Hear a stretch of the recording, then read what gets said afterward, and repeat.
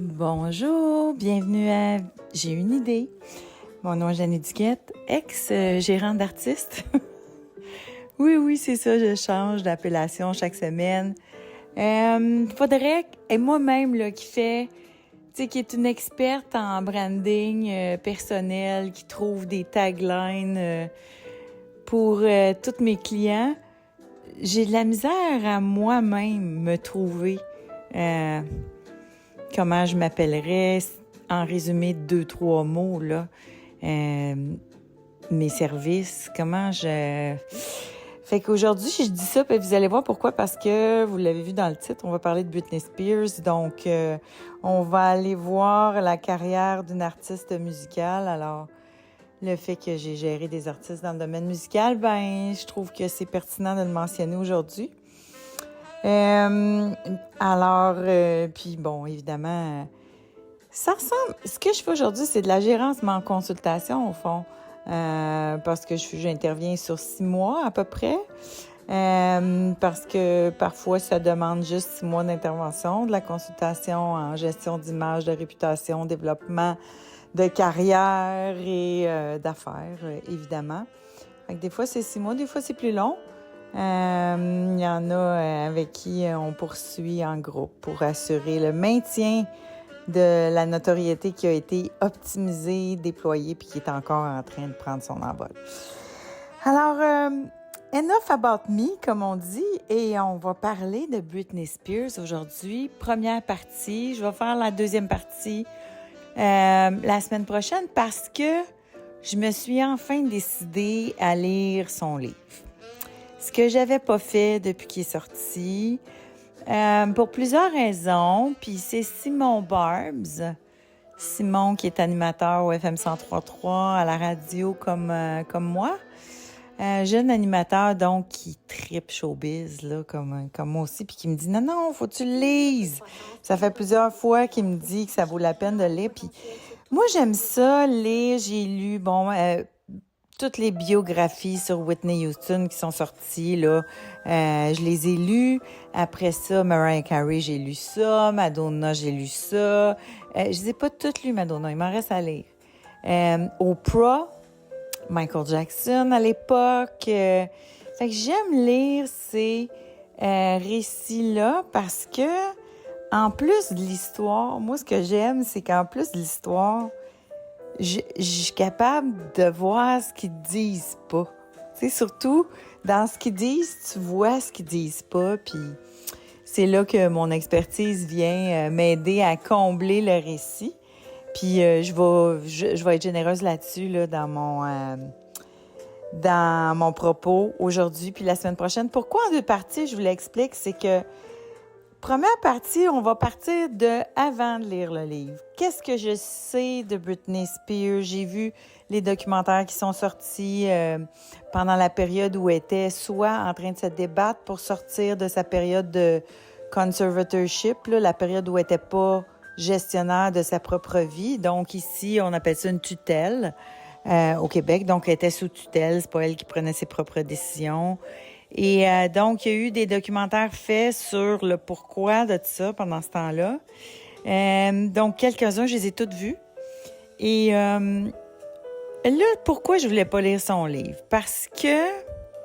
Puis là, on va se remettre là. Fait que je vais vous raconter là où j'en suis dans mon analyse puis ma perception de Britney Spears.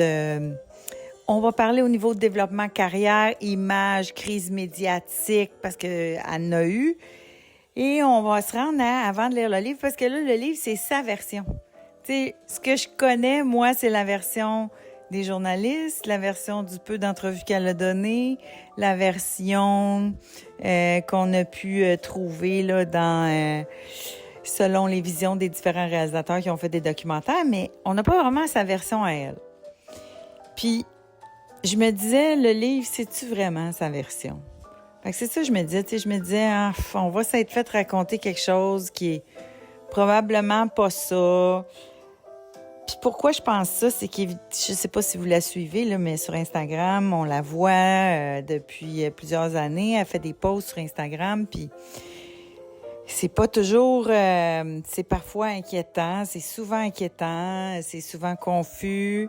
Euh, Puis je vais faire une analogie, là, vous allez pas aimer ça, là, celle qui aime Britney Spears, je le sais, mais c'est que des fois, elle me fait penser à Glenn Gagnon.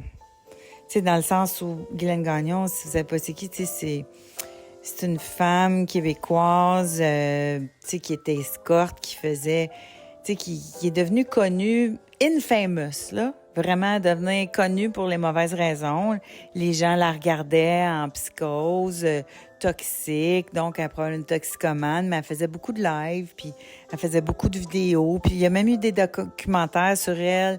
Les gens ont été fascinés par cette femme-là, puis c'est une femme en détresse, là. C'est triste à mort. Je l'ai écouté un des documentaires qu'ils ont fait sur elle pour expliquer sa fascination, mais surtout, tu sais, c'est une fille qui a un problème de dépendance, puis c'est une fille qui est hyper vulnérable, qui est escorte, puis là, tu te dis, my God, qu'il y a des gens qui ont dû profiter, tu sais, de sa vulnérabilité, puis tout ça. Fait que, puis des fois, tu sais, je voyais aller Britney Spears, elle avait pas l'air toute là, elle danse, quand on la voit sur ses réseaux sociaux, elle danse, elle a l'air vulnérable. Dans ce qu'elle dit, c'est pas toujours cohérent.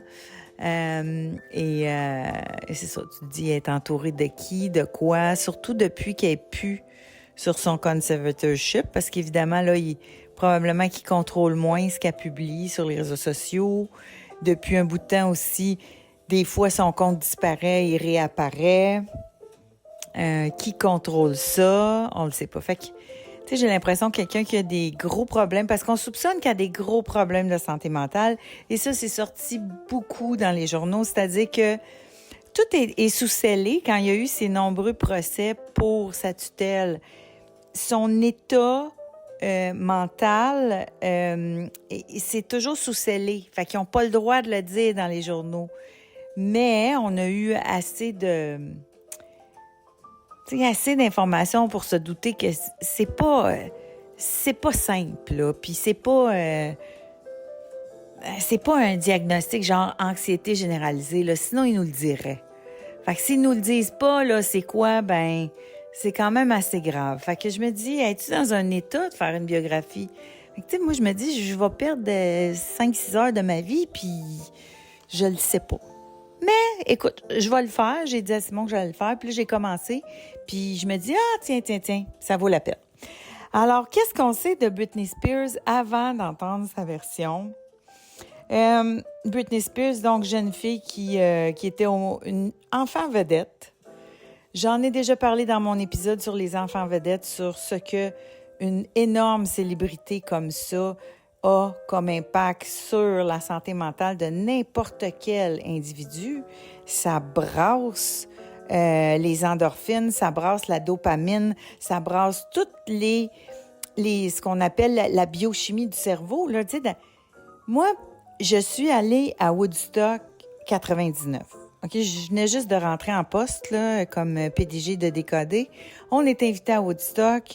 Celui qui a tout pogné en feu, oui, mais on est allé avant que ça pogne en feu. Alors, on s'en va là en avion privé parce que c'est la fille qui avait ma job avant qui run Woodstock 99. Fait que Donald, moi, il y a Eric Young qui était là, mais Eric Young était déjà sur place. Eric Young qui est entourage maintenant, producteur de Big Brother. Donc, Eric était là-bas, Mike, en tout cas, on est une couple d'employés, on s'en va là-bas en avion avec Donald, puis on est accueillis en roi et tout ça. Et j'ai vécu une expérience extraordinaire, là. Ça vaut un autre épisode de podcast, là. Mais on a eu la chance d'aller écouter des shows sur le stage. Vous allez voir pourquoi je vous compte ça. C'est que c'est la première fois de ma vie que j'avais l'opportunité, puis ça fait pas longtemps que je suis en poste à ce moment-là. Je suis rentrée en mai et on était là le 24 juillet 99. Je vais m'en souvenir parce que c'était ma fête. Fait que 24 juillet 99 et là, on est sur la scène et là, j'ai ma première expérience de foule, mais de vraie foule, là. Je vois un spectacle, on est derrière les artistes, c'est le jour encore, et donc on voit la foule au complet, puis à peu près, je sais pas, il y a 500 000 personnes. Et là, je vois ce foule-là, puis les gens qui crient, qui hurlent, puis qui applaudissent. Et je ressens l'énergie que ça dégage. Et ce qu'un artiste reçoit, là, quand il y a une foule en délire devant lui, là, hey, c'est intense, quelque chose de rare, là. Il n'y a pas grand roche du cerveau plus fort que ça. Puis en plus, quand c'est de l'adoration, puis tout le kit, là, tu te dis « Oh my God, que c'est intense! » Fait que juste ça, tu sais, un jeune qui commence à vivre ça. Donc, Britney Spears, elle a 17 ans quand elle break. Elle devient une star internationale quand même assez rapidement parce que sa première chanson qui est sortie est devenue un hit. Elle l'a travaillé longtemps, mais parce qu'elle était dans le Mickey Mouse Club avant. Elle vient d'une famille du sud des États-Unis. Donc, tu sais, dans ce qu'ils disent, là, la région un peu plus redneck, mettons, là. Fait qu'elle a déjà de l'expérience, elle vit de la foule, mais jamais à ce point-là. Donc là, elle devient donc enfant star. Premier vidéo est déguisée, pas déguisée, mais est habillée en écolière, sexy. Et là, avec tout ce qu'on sait aujourd'hui, on se dit, mon Dieu, qu'est-ce qui a pu y arriver à cette jeune fille-là? Qu'est-ce qu'elle a traversé? Mais ce qu'on sait, donc, c'est qu'elle perce. Ensuite, elle commence tout de suite à faire des grosses tournées. C'est une pop star en bonne et due forme. Et là, elle est en amour avec Justin Timberlake. Elle sort avec le lead singer de NSYNC. C'est cute. Ils sont tous les deux des ex du Mickey Mouse Club. Finalement, la relation se termine. Puis là, on apprend que c'est parce qu'elle l'avait trompé. Puis lui, il fait son album Cry Me a River, son premier album solo, sur un peu l'espèce de... Les relations de presse à ce moment-là, c'est Britney l'a trompé, pauvre Justin, fait pitié. Elle ne répond pas trop à ça. Et là, lui, mais tu sais, c'est là que commence à avoir un aura de Britney, un backlash. Tu sais, elle est tellement populaire, elle est tellement adulée. Moi, j'oublierai jamais là, sa performance au MTV Awards quand elle a fait Satisfaction des Rolling Stones mêlée à une autre chanson, là. Et là, j'ai vu un talent là, sur scène, là, comme j'ai rarement vu. Là. Tu voyais quelqu'un qui était tombé dans la marmite du talent de performer. Tu sais, performer, c'est-à-dire la présence sur scène. Elle avait l'air tellement sur son X là, que ça avait l'air qu'elle était guidée par quelque chose de plus grand qu'elle. C'était incroyable, cette performance-là. Puis elle s'est vraiment établie là, comme star mondiale lors de cette performance-là. Donc, tu sais, c'est un talent immense, mais justement, ce talent immense-là commence à être très scruté à la loupe. Ah, la poffine, elle a trompé Justin Timberlake. Puis là, oh mon Dieu, là, elle commence à sortir avec Paris Hilton, puis se tenir avec Lindsay Lohan. Alors, oh bon Dieu, la Britney Spears, qui était donc la petite écolière prude, commence à faire le party avec les starlets d'Hollywood, puis c'est sûr qu'elle doit prendre la drogue. Puis là, ça ensuit, là, c'est à peu près à l'époque où Paris Hilton, puis Lindsay Lohan, puis ça, font les choux gras des tabloïds, où là, tous les potins sont sur eux autres, puis là, rajoute Britney Spears à ça, c'est incroyable. C'est là que Perez Hilton est arrivé aussi, qui était un site de potins, nouvelle version. C'est-à-dire que lui, c'était un jeune qui s'est mis à faire du potin. Donc, tu sais, la version des tabloïds, puis sur le web en plus, fait qu'il s'en permettait plus. Et il était sur le cas de Britney. Tu sais, il la suivait, il mettait des photos. Fait qu'elle a commencé à être très, très suivie par les médias, très, très scrutée à la loupe. Puis on la sent pas en contrôle. Tu sais, on sent que c'est pas quelqu'un qui a l'air en contrôle de sa carrière. Autant elle a comme du brio sur la scène. À l'extérieur, on ressent une vulnérabilité. Tu sais, c'est le genre... En Europe, on m'avait déjà dit, le succès des chanteuses, c'est directement proportionnel au gars qui couche avec. Ça, c'était vraiment misogyne comme commentaire, mais tu sais, dans le sens où la personne qui est avec la fille, c'est lui qui va décider, tu sais, l'ampleur de sa carrière. Puis souvent, tu sais, est-ce que le gars qui est avec va l'empêcher de briller ou s'il va ça, c'est pas faux, hein? Ou s'il va la propulser, parce qu'il y a des gars qui aiment pas les filles dans la lumière. On en a parlé dans l'épisode de la semaine dernière.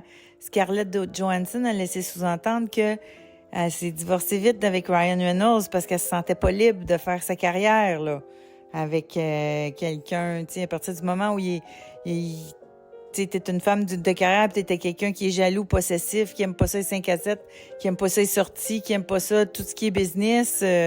Tu sais, là, en tout cas, lisez entre les lignes, là. Mais tout ça pour dire que c'est ça. Fait que Britney Spears, après Justin Timberlake, ça se gâte un peu et dans les médias. Et là, à un moment donné, bon, on sait que les gens, là, la traque, veulent savoir qui qu'elle sort, avec qui qu'elle est. Là, elle a eu une aventure avec Colin Farrell. Après ça, mais là, c'est ça. Là, à un moment donné, elle s'en va à Vegas, elle fait le party. Et elle se réveille un matin, puis elle est mariée avec un gars, un ami d'enfance ou quelqu'un de... C'est ça, qu'elle connaissait quand elle était jeune. Fait que là, mon Dieu, le mariage est annulé après 48 heures. Les gérants s'en sont mêlés. Et puis c'est ça. Fait que, tu sais, on le voit, là, elle est vulnérable, elle part sur le party, elle se marie. Parce que, pour elle, c'est peut-être sans conséquence, mais si elle se marie avec quelqu'un puis qu'il n'y a pas de prenup, comme on dit, la personne, elle vient de gagner des centaines de millions de dollars, là. Alors, c'est là que tu dis, ces jeunes stars-là qui génèrent énormément d'argent, c'est qui s'occupe de s'assurer que ça va bien autour d'elle? Puis ce qu'on comprend, c'est que au niveau de la famille, encore une fois, ce qu'on lit entre les lignes, c'est que c'est pas fort, tu sais, l'entourage, c'est pas solide. Tu sais, son père était pas dans le portrait pendant des années. Avec sa mère, ça a pas l'air fort. Alors, tu sais, on se demande c'est qui est autour d'elle. Et là, c'est ça. Fait qu'un moment donné, elle tombe en amour avec un danseur professionnel. Et c'est là aussi que ça semble commencer à déraper parce que là, elle se rebelle, parce que là, elle arrête sa tournée, elle arrête ses engagements professionnels. Fait que là, les gens commencent à dire « Oh mon Dieu, ça va pas bien ». Puis là, on apprend que le danseur en question, quand il a commencé à sortir avec elle, il est marié, ou il est peut-être pas marié, mais il a 2 enfants. En fait, il est avec une fille, puis la fille est enceinte. Puis il a un enfant et est enceinte d'un deuxième. Mais pourtant, il est avec Britney Spears.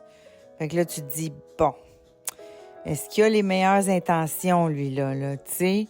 Alors, ben moi, je me rappelle, à l'époque, je trouvais ça épouvantable, là. Je trouvais que c'était clair que c'était un gars qui profitait de la situation, puis qu'elle, elle devait être en amour, mais vulnérable.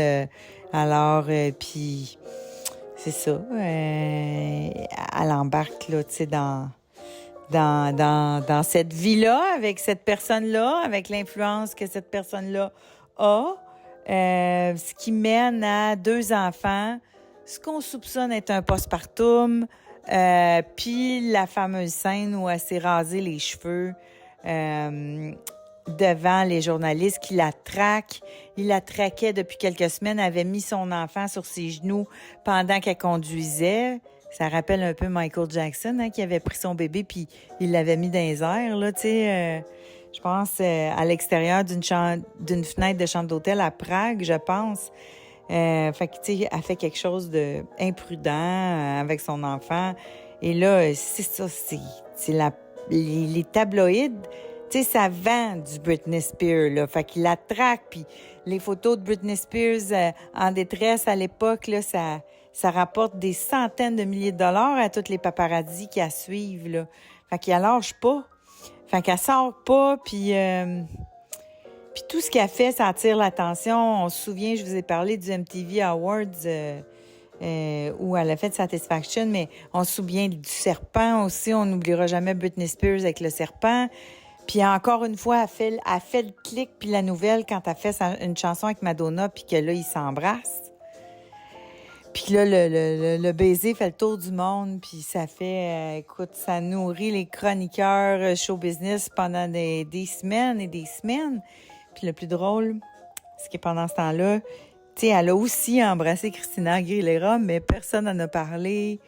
Tu sais, il y a une espèce de rivalité entre Christina Aguilera puis Britney qui vient pas de Britney.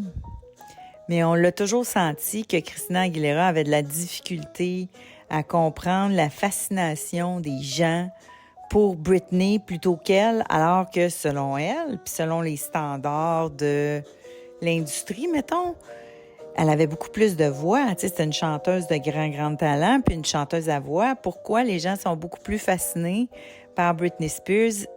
Ça, c'est une question de présence sur scène. Puis elle avait une capacité d'attirer l'attention avec un niveau de performance hors norme, probablement son contact avec la musique, son sens musical, son sens du spectacle, comprendre l'audience, avoir envie de se donner en spectacle. Elle avait pas de gêne sur scène. On sentait qu'elle était elle-même. Elle, on l'entend pas réfléchir quand elle est sur la scène. Hein, ben, je le dis souvent, tu sais, des fois, Madonna, je la voyais sur la scène, puis je l'entendais réfléchir. Tu sais, c'est quelqu'un qui était très calculé. Fait qu'il y avait un abandon dans Britney Spears au début de sa carrière, mais à un moment donné, à coup de critique, parce que là, je me souviens, elle a refait les MTV Awards après avoir eu des enfants. Et là, elle s'est fait trucider dans la presse parce que les gens trouvaient qu'elle avait pris du poids, si ça. Tu sais, au lieu de parler de sa performance puis de sa toune, là, il avait critiqué son physique, son entrain. Puis oui, après avoir eu 2 enfants, elle avait pas la même confiance à la scène. Puis oui, elle a développé une insécurité. Oui, elle s'est mise à réfléchir sur la scène.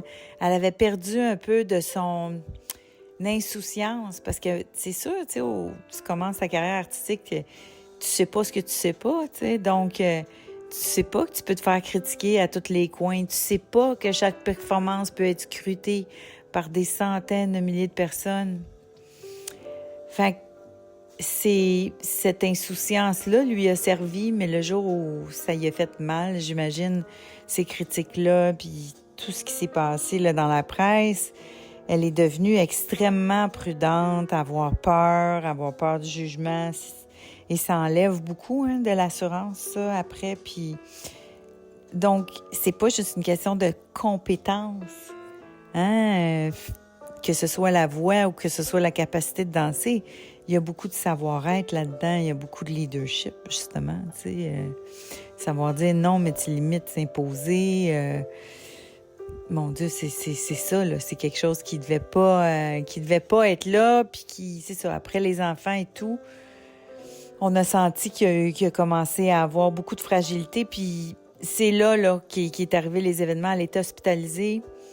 Parce qu'elle s'est divorcée ou elle s'est séparée de Federline. C'est là qu'elle a perdu elle a perdu le nord un peu aussi, là, au niveau de la santé mentale. C'est que là, elle était peut-être en postpartum. Là, moi, je suppose, je sais pas, là. Mais donc, ceci c'est allégué.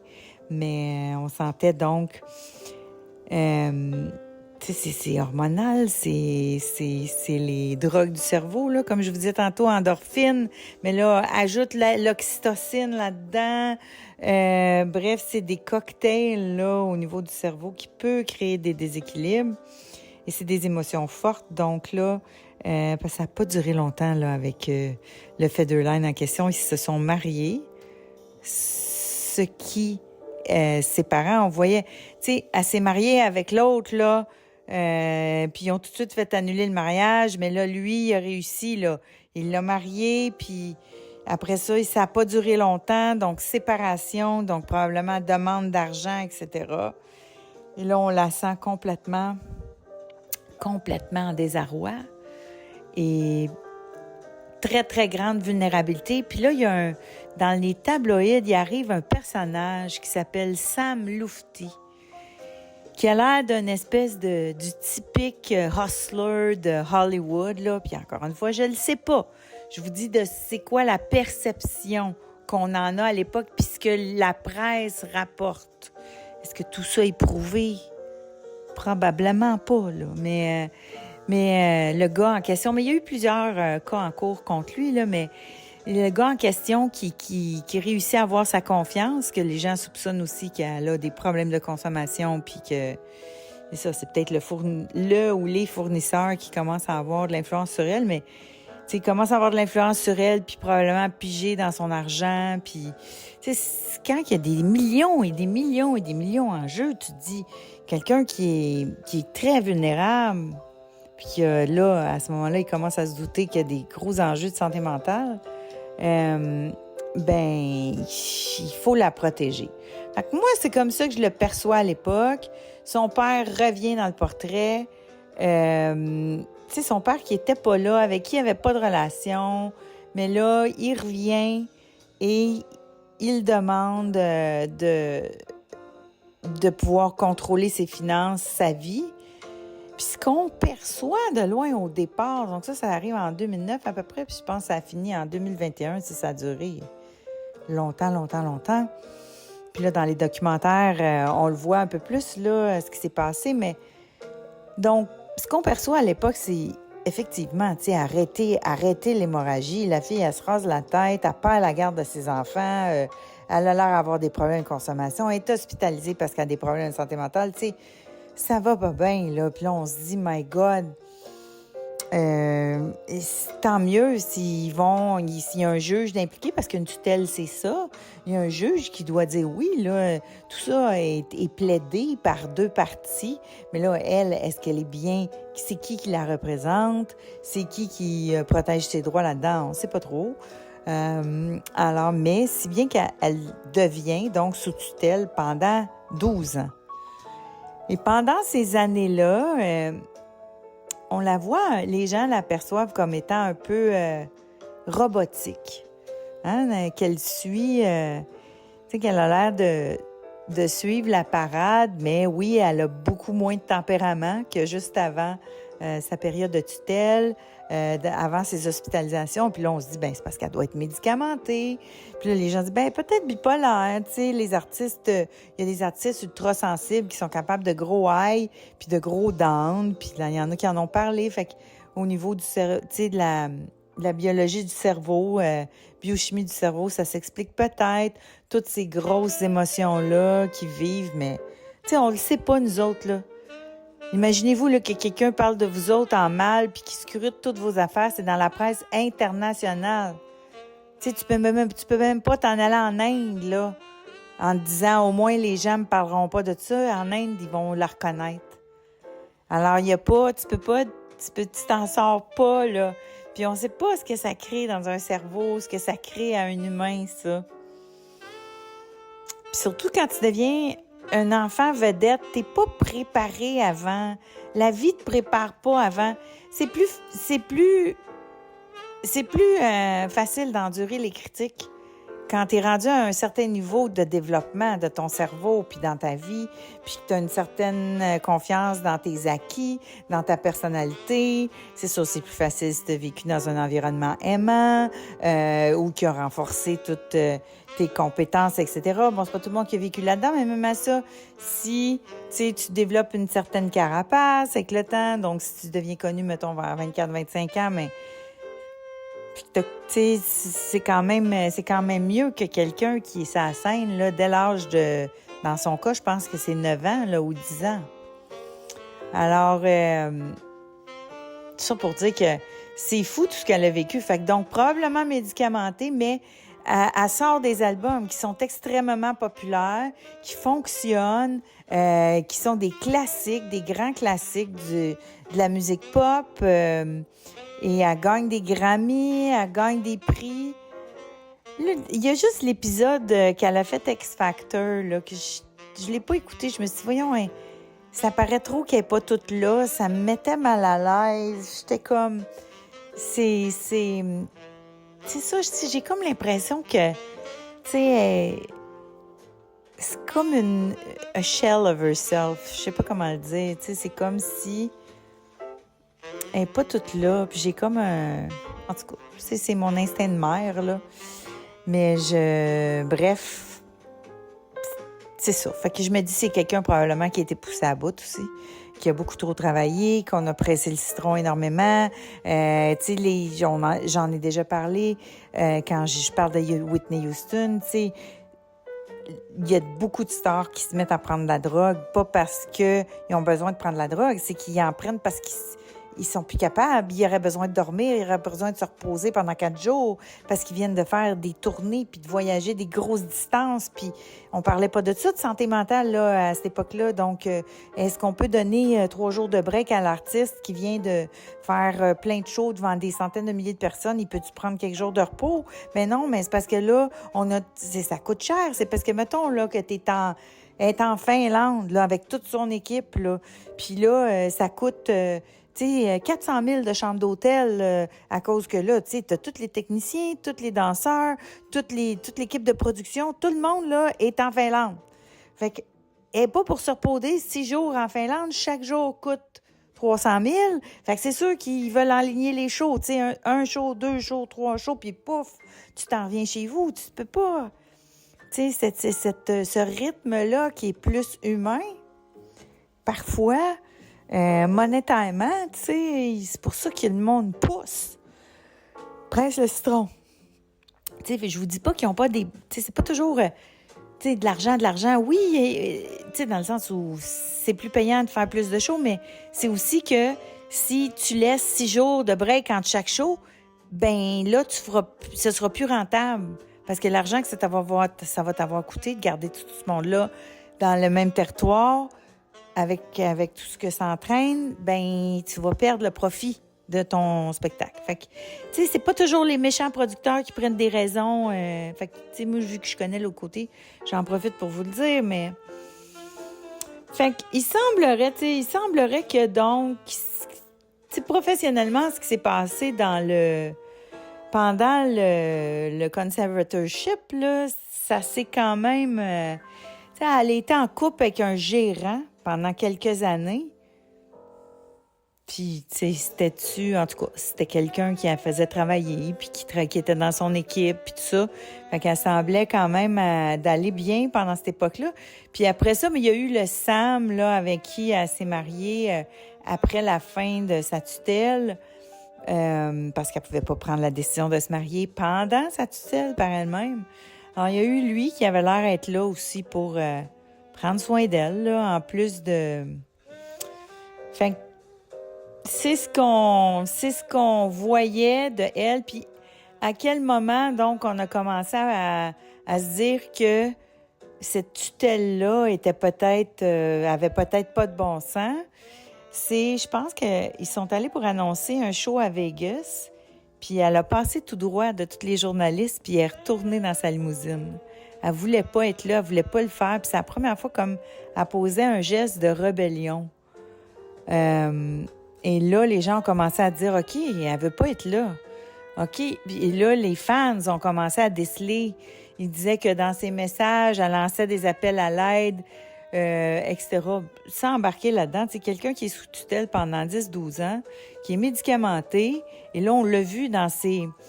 C'est comme si son entourage avait tellement peur, parce qu'on ne sait pas exactement ce qui s'est passé quand elle s'est mariée avec Federline, puis combien d'argent qu'elle a perdu là, puis combien d'argent qu'elle a perdu quand le monsieur Sam Lofty, là, qui a fait l'objet de plusieurs poursuites suite à son incursion dans le monde de Britney Spears, là, combien d'argent qu'elle a perdu là. Tu sais, c'est clair qu'il y a eu là, des choses qui sont passées qui rendent les gens ultra parano, là.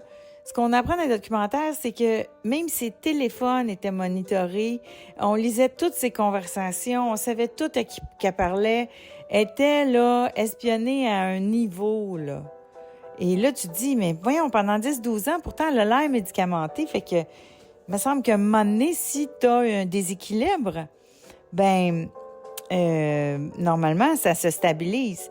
Bon, encore, tu sais, il y a des gens qui ont des enjeux de santé mentale, qui prennent pas leurs médicaments, puis qui vont être ils vont être tentés d'auto. Tu sais, on ne sait pas tout ça, là. Ça, ils ne l'ont jamais dit, puis je vais vous dire pourquoi ils ne peuvent pas vous le dire, OK? Parce que toute l'équipe de Britney Spears, là, quand elle parle contre eux autres, puis qu'elle dit que c'est elle la victime, puis que c'est elle qui est abusée, puis quand on regarde les documentaires, oui, tu sais, d'espionner son téléphone, ça n'a pas de bon sens. D'espionner toutes ses faits et gestes pendant des années, ça n'a pas de bon sens. Mais les raisons pour lesquelles ils font ça, ils peuvent pas les dire parce que des fois, s'ils le disent au public, le public l'aimera plus. Puis si le public l'aime plus, ben, elle perd toute sa carrière puis tout son fonds de commerce, ce qui essaye de protéger de toute façon. Tu sais, c'est pour ça que, tu sais, depuis le début des temps, les gérants se font bâcher dans les journaux puis, tu sais, pour être passé par là, hein? Tu sais, les artistes vont dire « Ah, non, telle personne n'est pas fin. » Tu peux pas répondre parce que tu peux pas détruire ce que tu as construit. Tu sais, en tout cas, moi, quand j'ai vécu des situations similaires, je pouvais pas dire que tu veux pas détruire la réputation que tu as contribué à construire. Tu veux pas, tu sais, c'est ça, tu veux pas aller là. Puis dans le cas de toute le team Britney, là, ils n'ont jamais répondu, ils n'ont jamais donné des détails. Ils ont toujours gardé très, très confidentiel leur raison pour le conservatorship, puis ce qu'ils essayaient de protéger, puis tout ça a été gardé sous scellé. Puis on se doute que c'est parce que ça va lui porter atteinte. Et ça aussi, tu sais, donc je me dis, on ne sait pas toute l'histoire. Fait que rendu là, tu sais, on ne sait pas toute l'histoire. Est-ce qu'il y a eu de l'abus? Oui. Est-ce qu'elle a été maltraitée par les journaux? Épouvantable. Est-ce qu'on y a causé énormément de tort du fait qu'elle est une femme? Mais est-ce que Justin Timberlake, il était temps qu'il ait son dû quand c'est sorti, il y a quelques... Tu sais, quand le livre est sorti, là, ça, moi, j'ai pas lu le livre, mais j'ai vu. Tu sais, une des premières choses qui est ressortie de ça, c'est à quel point Timberlake avait utilisé Britney Spears pour lancer sa carrière solo en voulant jouer le beau rôle, comme quoi c'est elle qui l'avait trompé, alors que lui, il l'a trompé à tour de bras. Donc, et ça, elle s'est jamais défendue, elle l'a jamais dit. En plus, donc lui, tu sais, il avait le rôle du gars misogyne qui se sort d'une situation. En même temps, là, ça a ramené sur la sellette l'événement avec Janet Jackson, quand lui, là, tu sais, il avait dévoilé son sein en plein Super Bowl et que c'est elle qui avait subi les foudres du public et des journalistes pour ça, alors que lui, il était autant dans cette mise en scène-là que elle, mais lui en était sorti sans trop d'esclaboussure, mais aussi il n'avait pas pris la défense de Janet.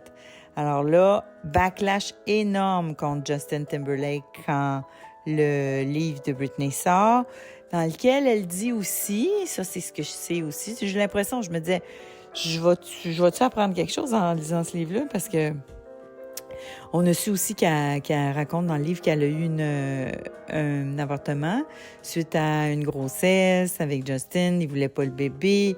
Elle le voulait. Ça lui a fait de la peine. Elle a eu une énorme peine d'amour dans ce temps-là. Puis alors qu'elle est en pleine peine d'amour, ben lui, il sort son album dans lequel c'est elle la méchante.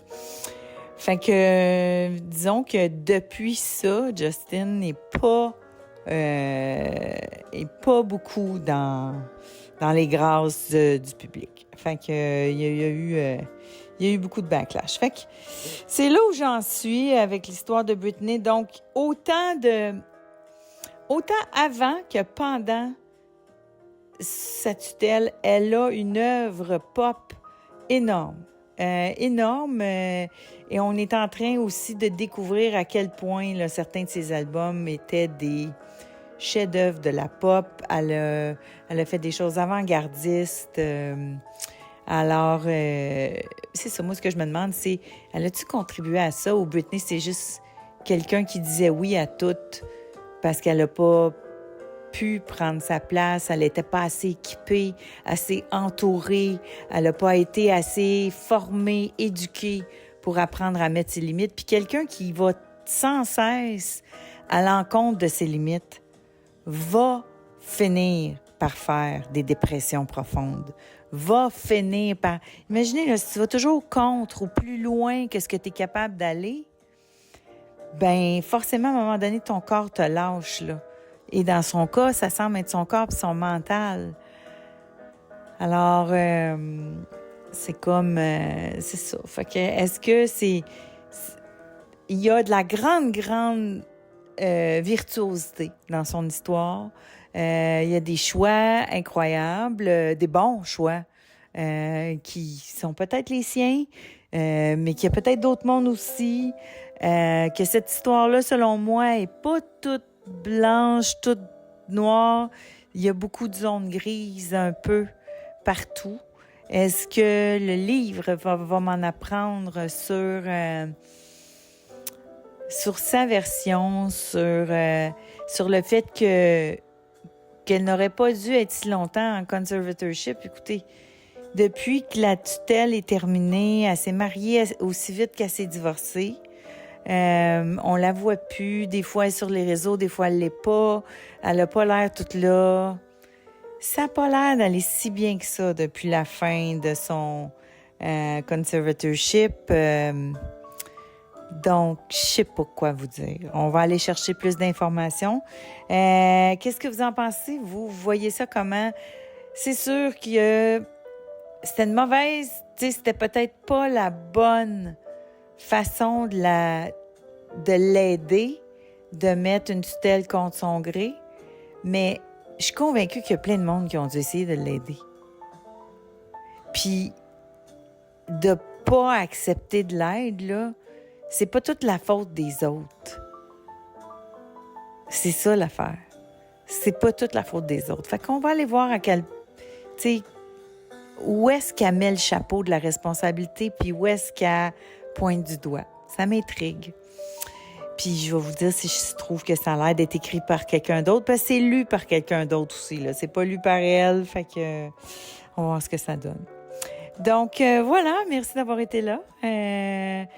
Je suis toujours marraine d'une belle campagne qui s'appelle Croire en elles, justement, pour aider des femmes à s'entreprendre, pour aider des femmes à se construire, les compétences en savoir-faire et en savoir-être pour pouvoir avoir une carrière ou une entreprise florissante. La Fondation Lise Wattier aide des femmes qui en ont besoin depuis plusieurs années et moi, je me suis engagée à ramasser 5 000 $ pour aider des femmes à être accompagnées par la Fondation Lise Wattier afin justement d'aller s'outiller.